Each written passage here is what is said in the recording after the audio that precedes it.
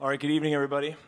First of all, thank you very much for your support this week in our return to Brazil with UFC 283. The attendance tonight was 13,604. The bonuses, fight of the night goes to Hill and Glover.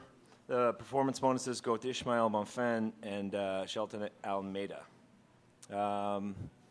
Any questions I can answer? I'm curious what you think you made of the night itself, right? Okay, so maybe some of the results didn't go Brazil's way, but we still had a celebration of Jose Aldo, Glover Teixeira and Shogun retired, and then we had these new up-and-comers. How would you rate tonight as a celebration for Brazil's return on the MMA stage post-COVID? Yeah, it was pretty solid. It was pretty solid all right. I mean, first of all, nice to return. I'm not sure if you guys were able to catch the kind of 2.5-minute open that was on the prelims. We had it running in the U.S. We had it in our global feed. We had it running on the Brazil feed as well, and I think that kind of encapsulated, how we feel, the UFC feel. I think that piece was driven by Mike Ricci and Zach, and then Eduardo and Fernando from the Brazil team, and it was something where captured the importance of mixed martial arts to the Brazilian people, and I think a lot of that was reflected in the athletic performances tonight. I mean, we had 17 Brazilians. Is that right? Yeah. 17 Brazilians, I think 9 won. Obviously, there were 2 bouts on the prelims where 2 Brazilians were fighting each other. But yeah, the Aldo ceremony was nice. It's too bad that Shogun didn't get the win to go out, but he certainly got a sense for how much he meant to everyone here in this building. And I'm sure as we're going to see through all the media outlets over the next few weeks, the importance is going to shine through in the articles that people are going to be writing. So it felt really, really good. Cool. Just one last one from me. I'm curious. I'm sure there isn't one right now, but any estimation on a return and when we could expect to be back? Yeah, we're trying to figure out the schedule for the second half of the year. We want to be back here at least one more time. We want to get back to pre-COVID levels as quickly as we can. So no exact date or time, but especially with the launch of UFC Fight Pass here in Brazil, it's important for us to be in the market as frequently as possible. I want to know, do you have an update on Davidson Figueiredo's eye? I don't. We had a number of transports. There's some violence tonight. But yeah, nothing specifically on him. And Moreno mentioned that was some kind of altercation between Moreno and Pantoja backstage. Oh, I didn't see that, but that might set something up nicely. Kenny? Sorry.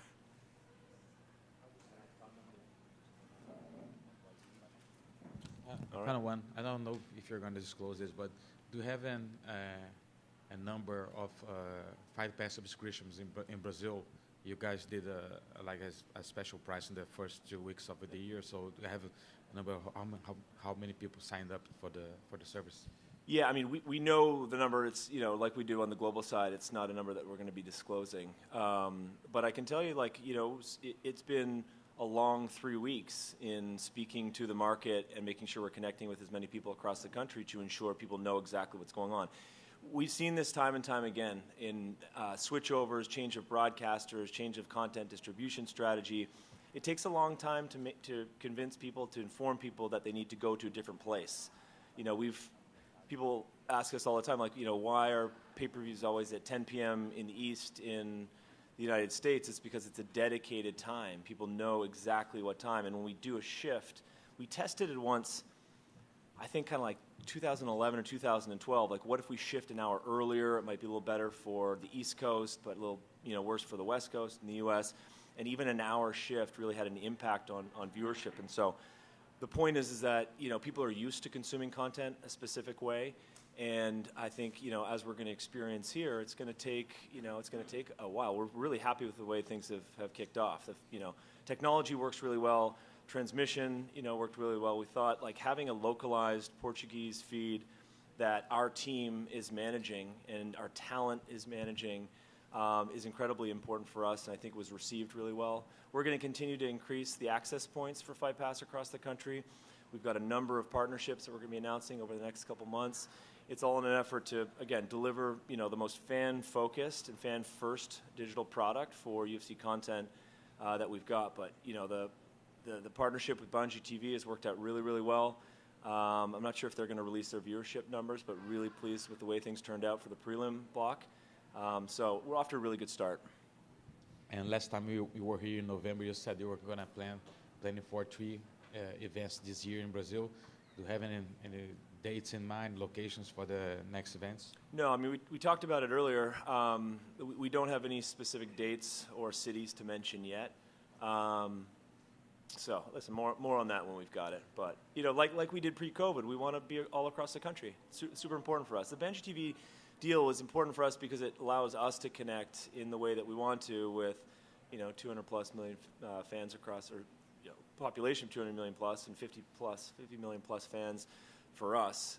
In the same way that our content reaches the people all across the country, we want to have events in a variety of cities across the country like we did pre-COVID. I know it's always kind of tough, you know, trying to keep in touch with the market back in the States as well. Is there ever a possibility for one of the future fights to have the fight earlier in the evening so Brazilians can enjoy it earlier in the evening and not ending at 3 or so in the morning? I don't know. I get the sense for Brazilians like the time. Everything's a bit later. Dinner's later. Bars are later. MMA's later. I think it's something that people are used to as well. I mean, this is no change, right? Pay-per-views, I mean, our main cars for pay-per-views have always been around midnight here in Brazil, just depending on the time of year with daylight savings. So, I mean, yeah, it's 3:30 right now. There were 15 fights. It was a big night for everybody. But, you know, I think if it's a fight night, the change could shift or the time could shift a little bit. But for pay-per-views, it's going to stick where it is. And last, I know a lot of people were wondering if Dana was going to be here. Did you speak with him tonight? And what was his initial thoughts on tonight's action? I mean, he was pretty fired up about, you know, the quality, even chatting with Mick. Mick was chatting with Dana and Hunter just about the performance bonuses, and they were going through a bunch of different options to choose from. They were pretty pleased. Thanks, Dave. All right, guys. Thanks for your support all week. Really appreciate it, and we'll see you guys soon.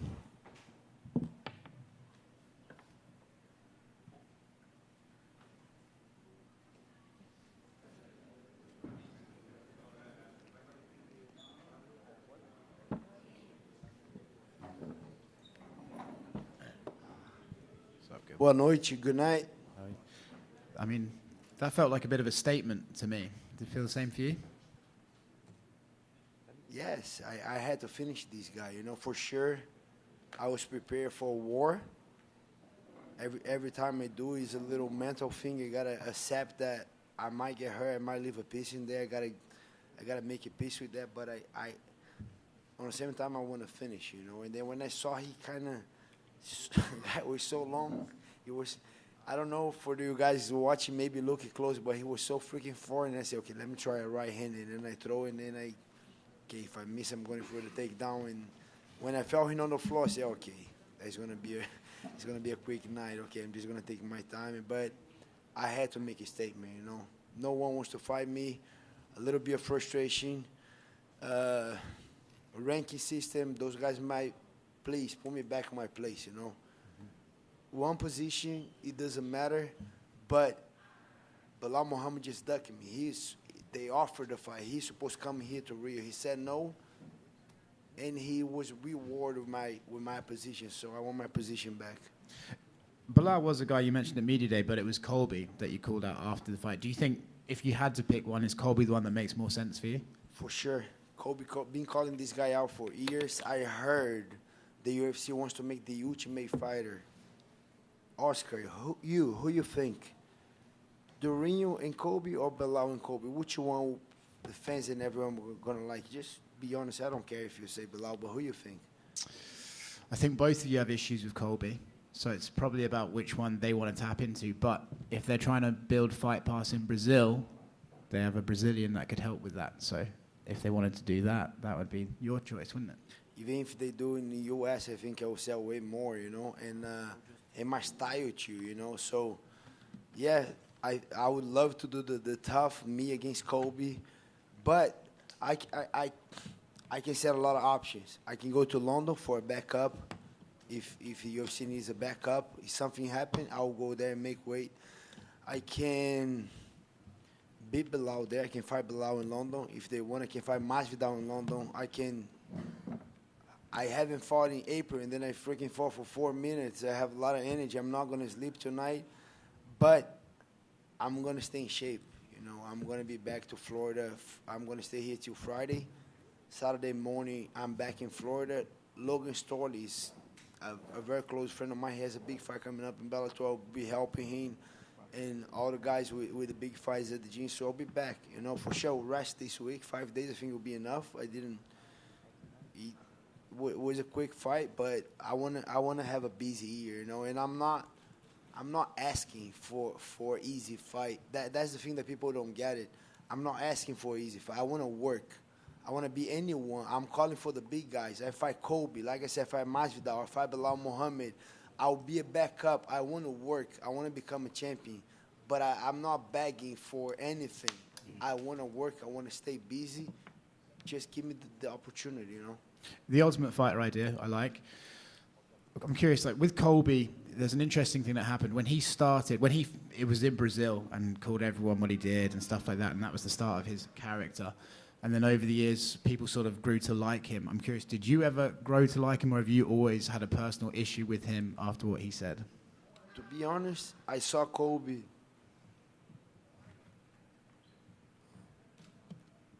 three months and a half ago. I was in the guitar. They have a Brazilian concert in Florida in the guitar, and I think he just left the poker room.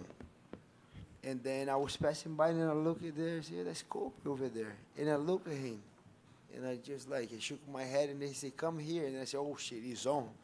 And I walked through him, and I said, oh, shit. My wife was there. I said, wait, I'm coming for it. And I was ready. I don't know what I was going to face. I said, what's up? And they, oh, I'm a huge fan, brother. He was super cool. I'm pretty honest right now. I don't have to lie. He was super cool. Oh, I'm a huge fan. You know, I'm a character. I just want to make money. I appreciate you. I know you have a beautiful family. And he was super cool. And it was getting even weird because he was over and over for over like 2 minutes. Bro, I like what you do, your last fight. And I was just like, man, look at this guy. But whenever I go to a fight, Neil Magny might be a very nice guy too. I have all due respect, but bro, whenever I'm in there, something on me clicks, and you enemy, bro. I'm gonna finish. So I have nothing against Kobe. I know what he's doing. I respect what he does. I don't agree. You do whatever you want. If that's helping you to make a living, do whatever you want. But I want to become a champion. I believe I'll become a champion. And he's the guy holding on that position. Or he say yes to that, to the tough, or March is going to be 1 year that he fought Masvidal, right? Yes. Or kick that guy out of the ranks, out. And get my position back. Bilal beat Sean Brady before I don't even know who he beat. Why he passed me? And he ducked me. Come on. You guys that do the ranks, put my name back in there. This guy is ducking me. He don't want to fight. Kobe has to say yes or take this guy out of the rank. And I'm going to keep fighting anyone. Like I said, I want to work, Oscar. I'm not asking, hey, please, no. I want to work. Give me work. I'll beat these guys. Moreno said, maybe not today, but maybe not tomorrow, but I'm going to become a champion. And I'm chasing. I'm freaking hungry. And I'm going after that title. That's awesome. Main question, are you going to keep this hair going forward? Yes. You guys like it or no? Yes. Yes, okay. I will.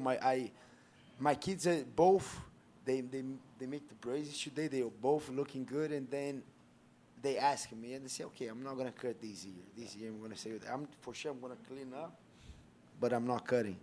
The right answer. Speaking of Covington, do you think he's going to take the fight? I hope so. I already annoyed the shit out of Dana and Hunter and Pricey. I heard about the tooth, and I think it makes sense. I do believe it makes sense.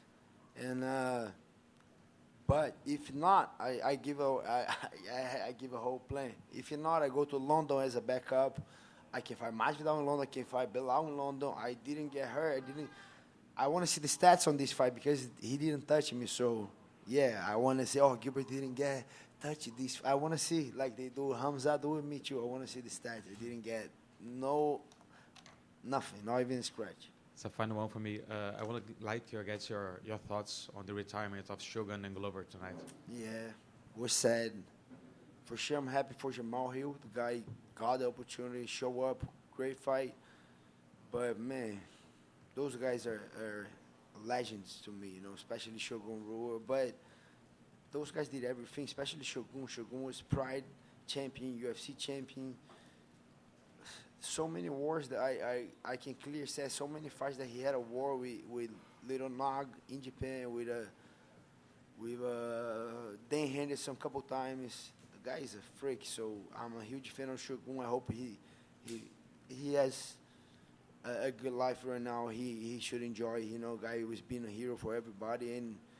And Glover, brother, Glover is a freaking monster.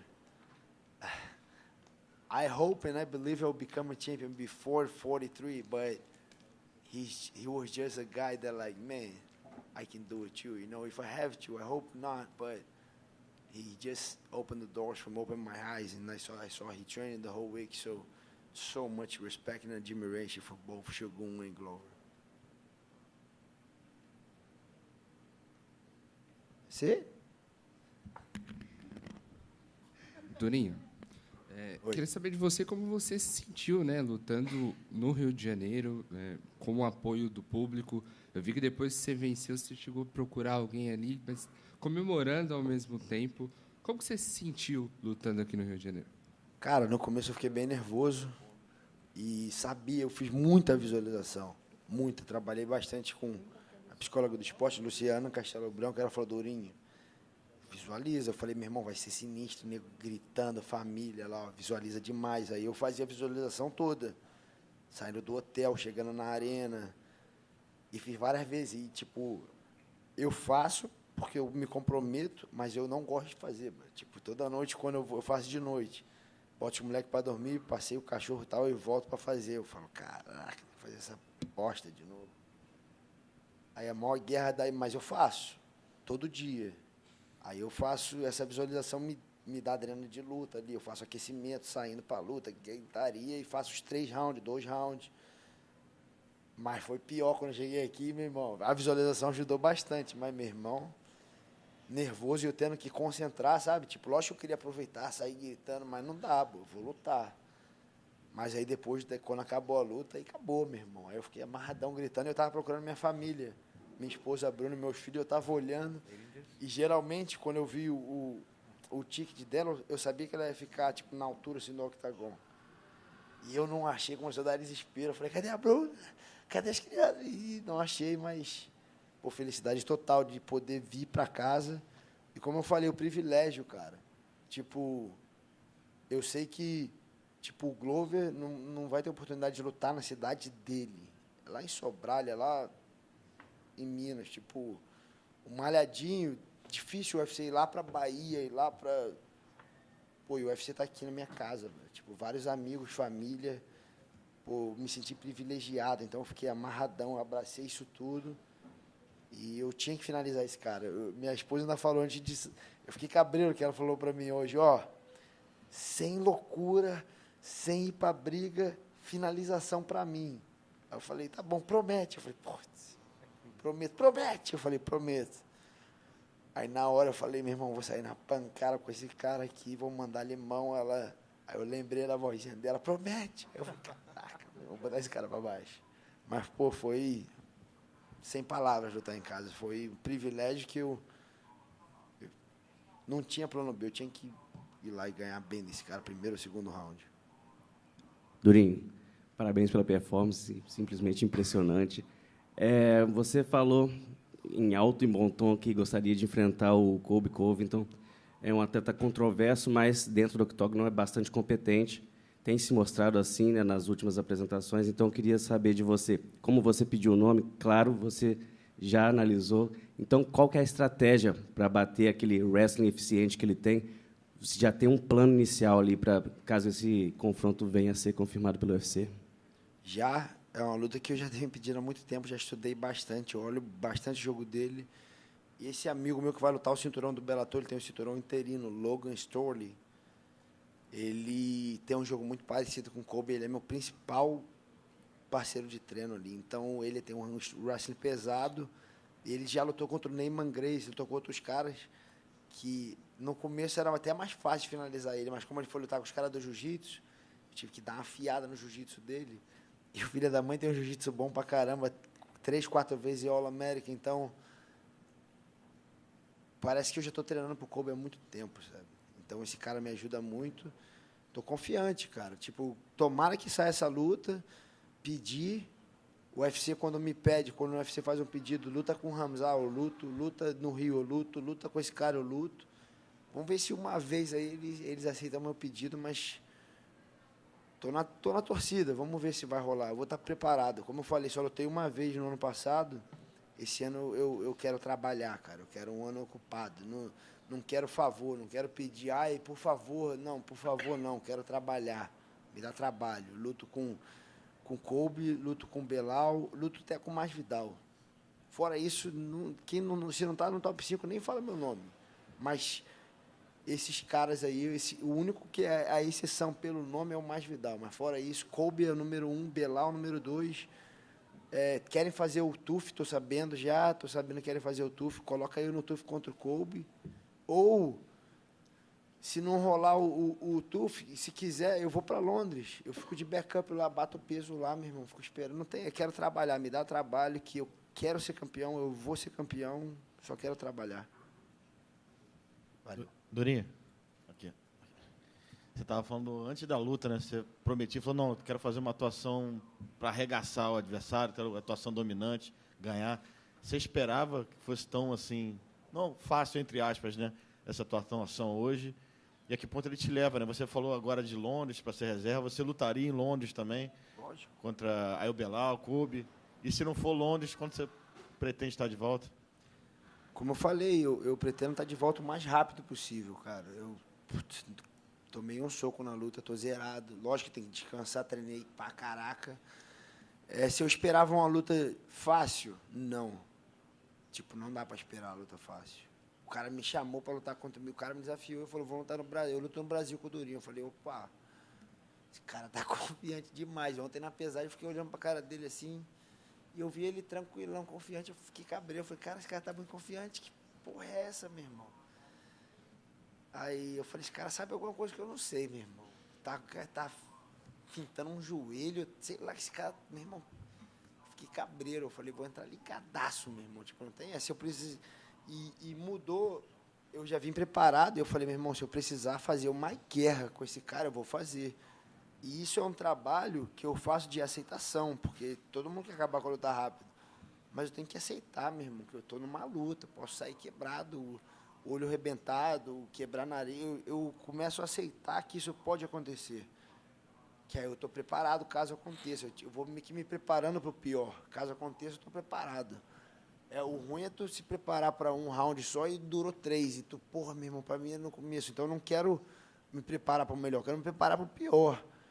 Tinha isso passando pela minha cabeça que poderia ser rápido? Tinha. Eu falei, meu irmão, se eu acertar a mão bem dada nesse maluco, meu irmão, vai sentar.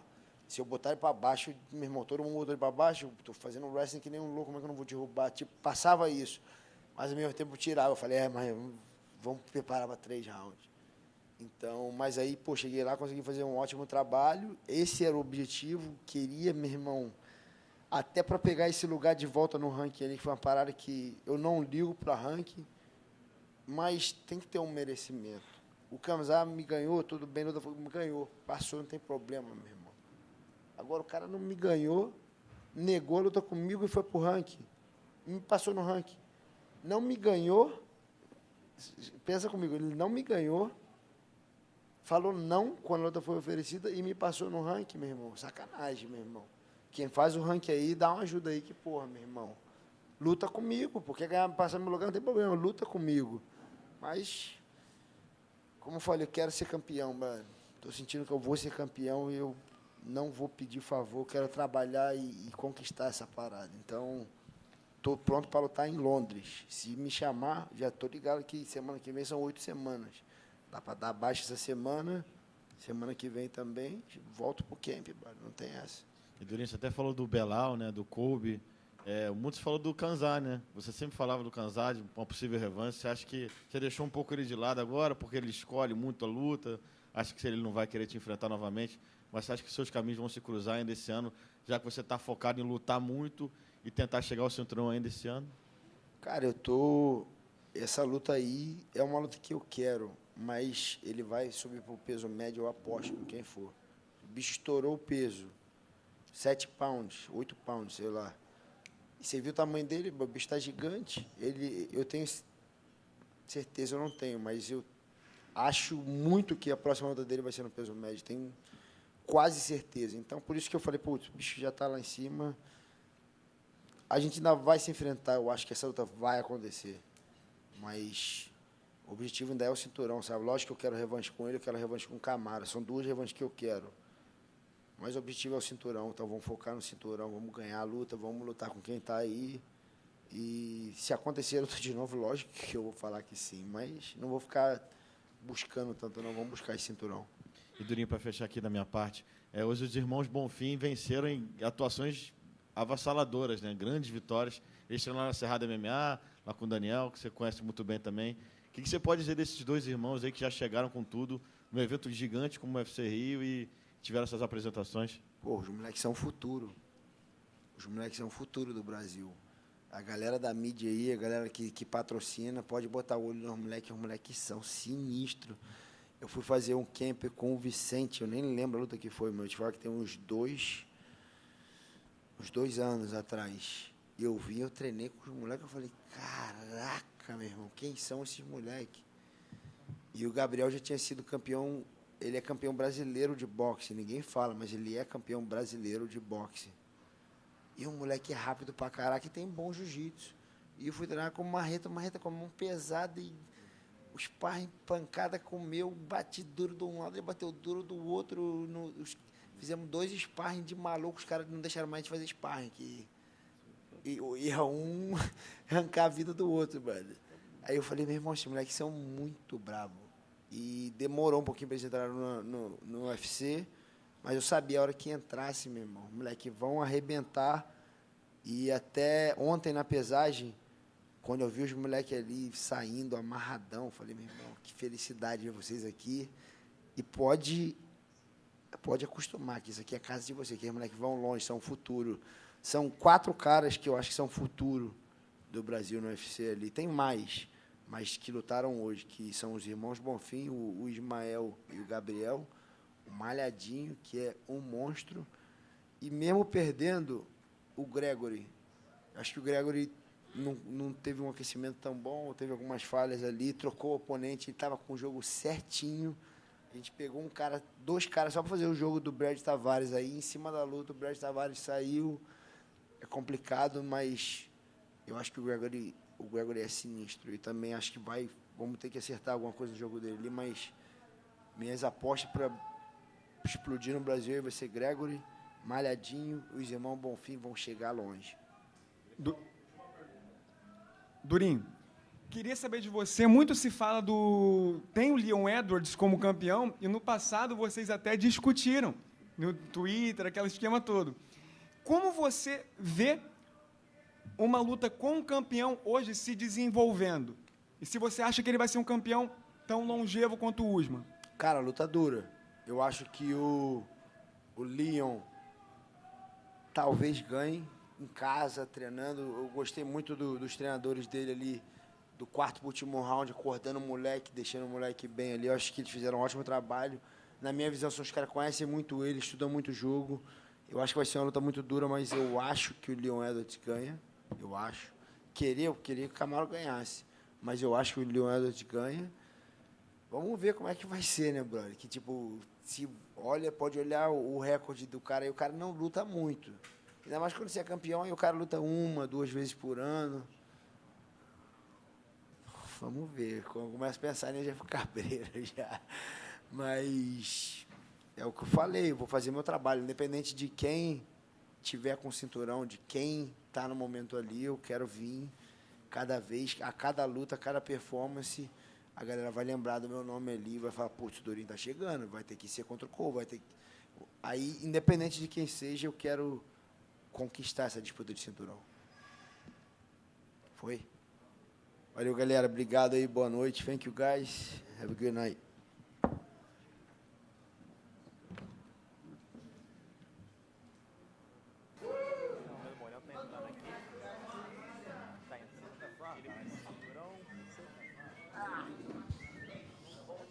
Let's go!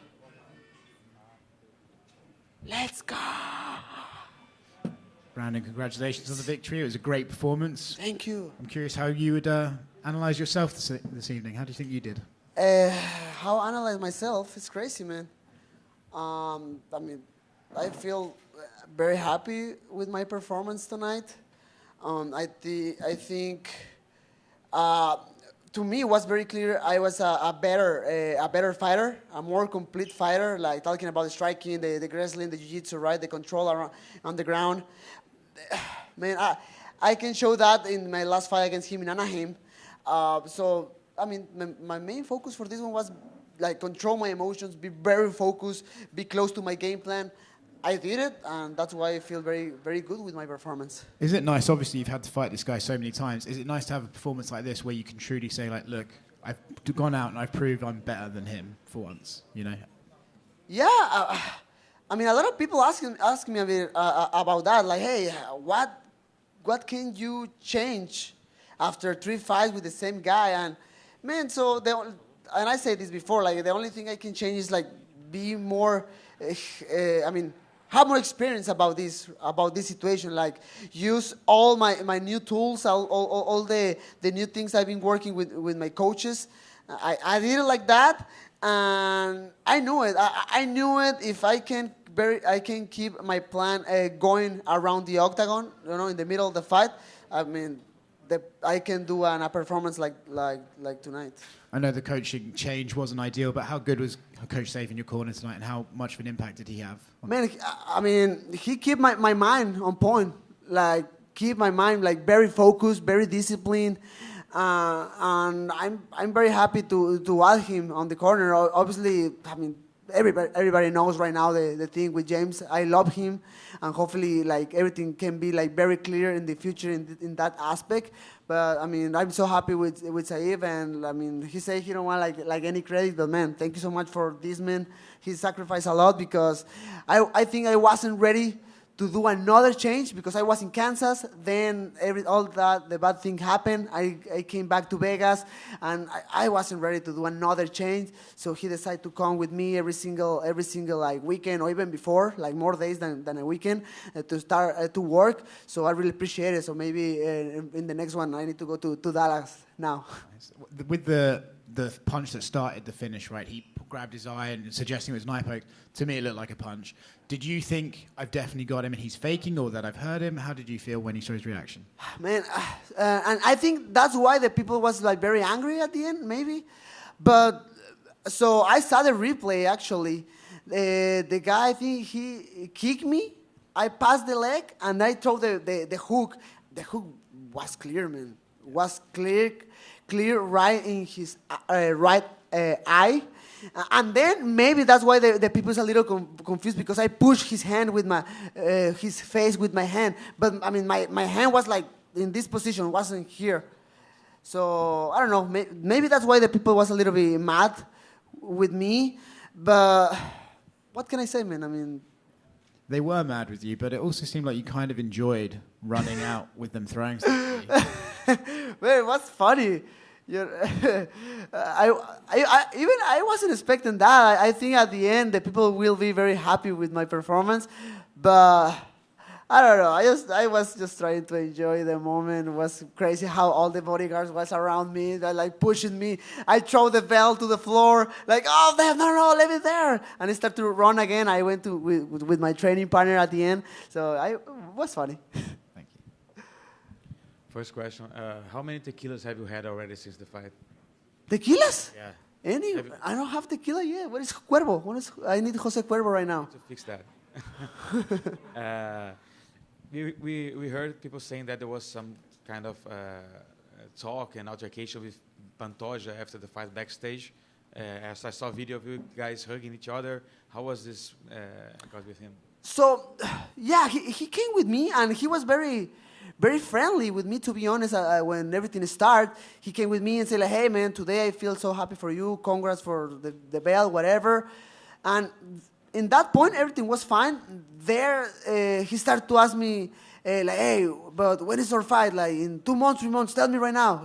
Like man, like, I don't know, to be honest. You know?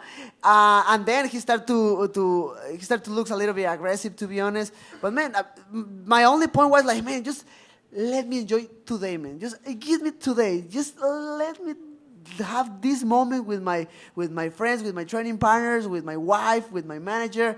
And then we can make another circus and use social media and the trash talk if you want. I don't know. But just give me this moment. That was my only point. Are you tired already just coming from this quadrilogy with Figueiredo and everything he was saying to you for all these years, and now maybe Pantoja acting the same way for him? No, I think hopefully, I don't know, but I think with Pantoja will be different. I think right now he's very excited because and he's a little bit desperate to get the fight for the title, because with all this rivalry with Davis and Figueiredo, I mean, we start in 2020 and we finish in 2023. It's crazy. I understand the other challengers, but man, I'm ready. Hopefully, nothing happened with my knee. I don't know, but I'll be ready in the moment when I feel it. Pantoja was on the post-fight show and he said he's not impressed, that he beat you twice already. He's willing to fight you in Mexico if that was the UFC wants. Do you want to fight in Mexico next, or do you want to fight in the US? What's the ideal scenario for you? I think as a Mexican, we deserve a pay-per-view again in Mexico City. Right now, I think we have an amazing position where Jair Rodriguez is fighting in February. Alexa Grasso is fighting in March. Nothing is official yet, but Irene Aldana sounds like a really clear possibility for Amanda. So I think this is the year for the Mexicans in mixed martial arts. So I'm excited, and I for sure I want to go there. A final one for me. What do you expect from Figueiredo fighting at bantamweight? He announced he's done with flyweights. He's moving up to 35. Do you think he's good enough to win a belt there as well? Yeah, I said this before. He's huge. He's very, very huge. Obviously, it's not my decision. It's not part of my team. But I said this before, like, hey, man, like maybe you can feel much better if you move to 135. Let's see what happens in the future, because the 135ers are huge too. So let's see what happens with him. Brandon, buenas noches. Eso, hermano. Felicitaciones por la victoria, Gracias. por capturar el título. Decías en el Media Day que querías dar un golpe a la mesa, dejar en claro quién era el mejor peleador en esta tetralogía. ¿Crees que la cuarta fue la vencida finalmente?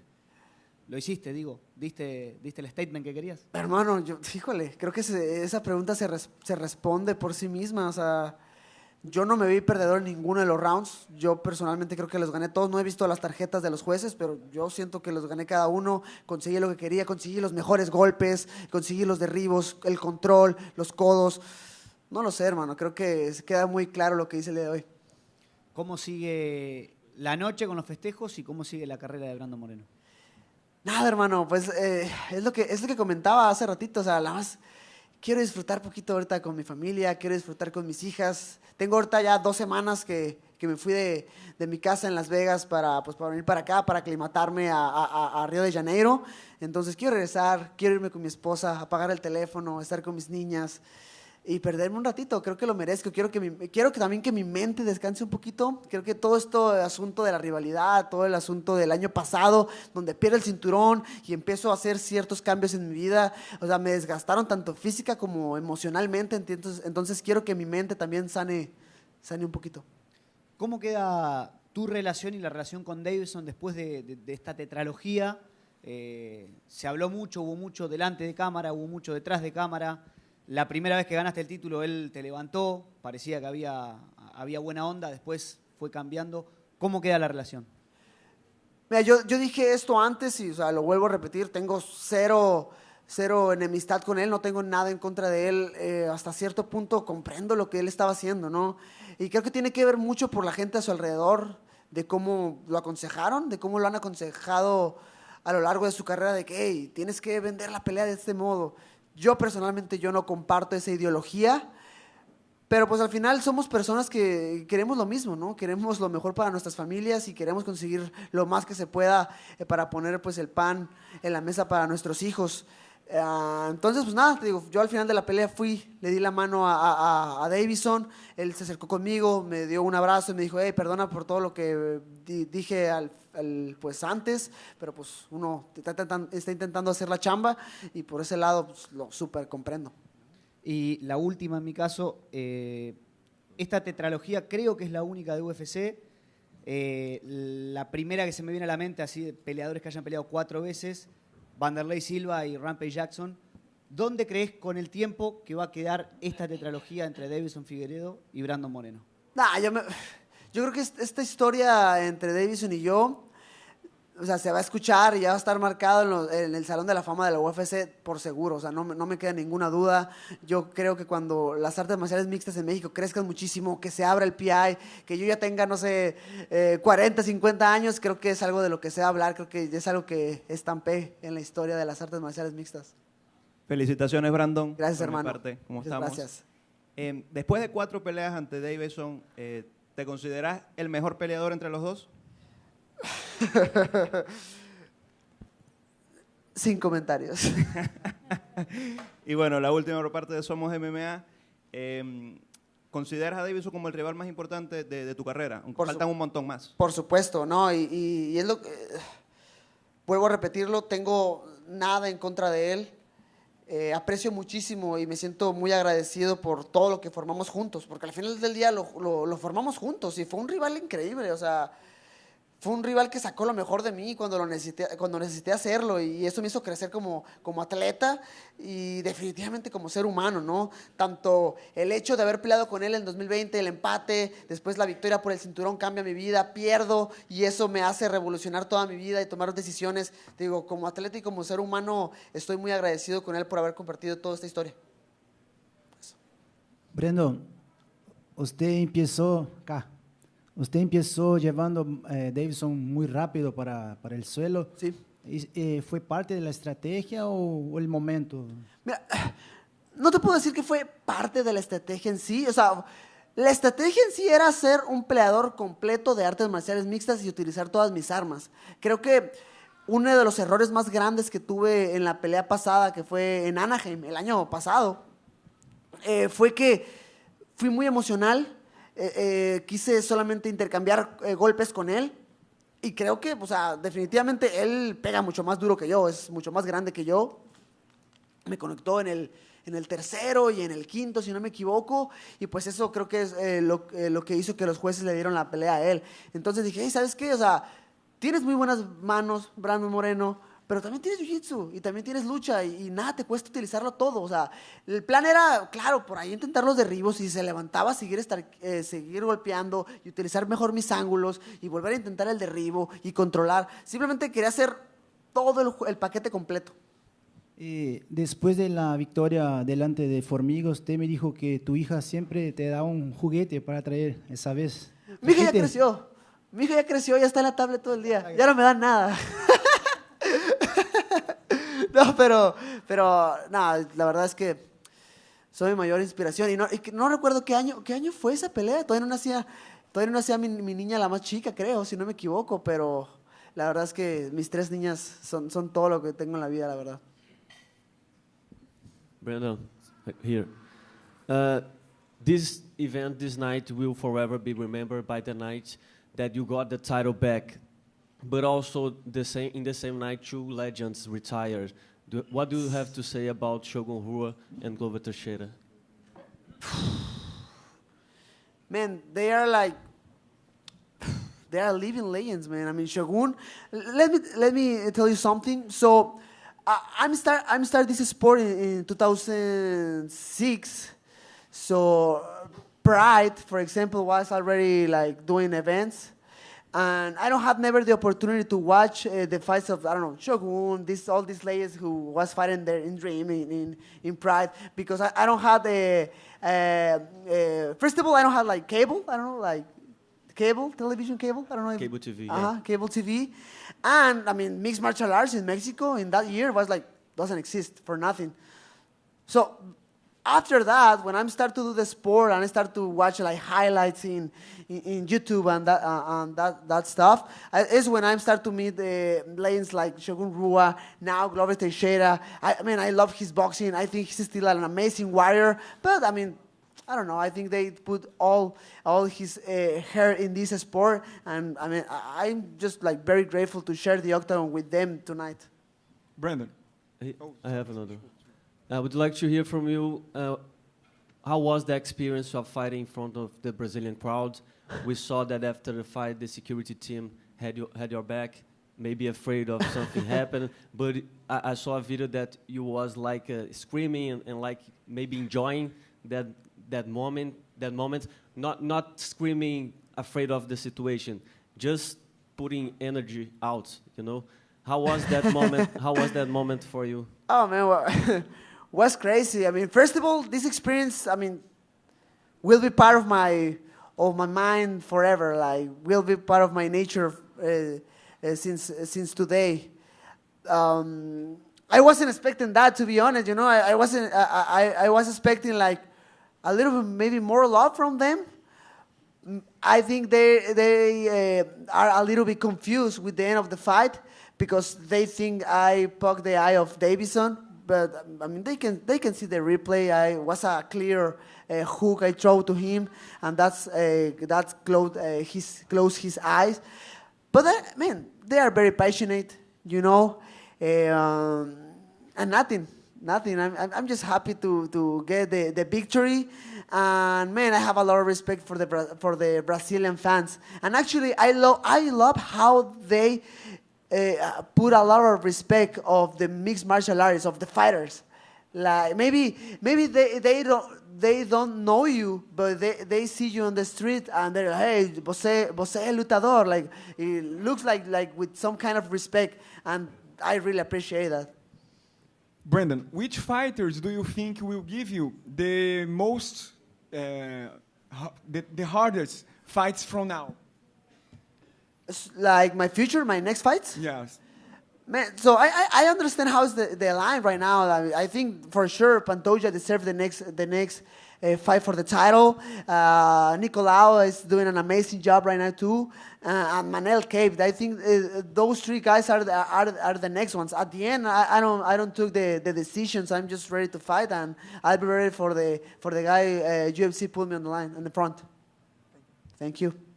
Brandon, ¿cómo estás? Buenas noches. Hola, buenas Felicitaciones noches. Muchas gracias. Por esa victoria merecida. Claramente ese Brandon hizo y dejó todo ahí arriba para llevarse la victoria, y el mismo Figueiredo también te lo reconoció, ¿no? Sí. ¿Qué le dirías a ese Brandon que en algún momento dudó de él o pasó por esas situaciones como decís vos? Cambiaron muchas cosas, perdí, gané. ¿Qué te dirías a vos mismo? ¿Qué me diría a mí mismo? Cállese el hocico. Cállese, aguante vara y siga para adelante.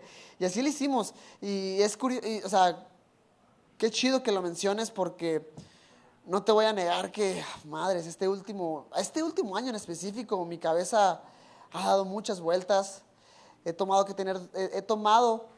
tenido que tomar decisiones fuertes en mi vida que le han dado vueltas a todo, o sea, 180 grados, ¿sí?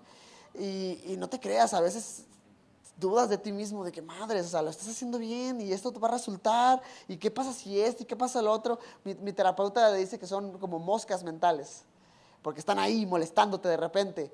Pero la gente tiene que entender que soy una persona mentalmente demasiado dura. La gente me mira sonriendo y siendo amable y haciendo bromas y todo ese tipo de cosas, pero estoy un poquito loco. Sí, estoy un poquito loco, y creo que sí, para hacer ese tipo de cosas y estar en ese tipo de deportes, sí necesitas un poquito de esa locura para sobresalir. Y nada, estamos aquí, estoy disfrutando de la victoria y estoy disfrutando del hecho de que, a pesar de que hubo momentos en los cuales sí dudas de ti mismo, pues no lo hice y seguí para adelante. Muchas gracias, te felicito. Muchas gracias. We did it, Joe! Let's go! Isso! Ai, cabrón. Obrigado, galera. Eso de comer churrasco. Eu quero comer churrasco agora. Vámonos a comer.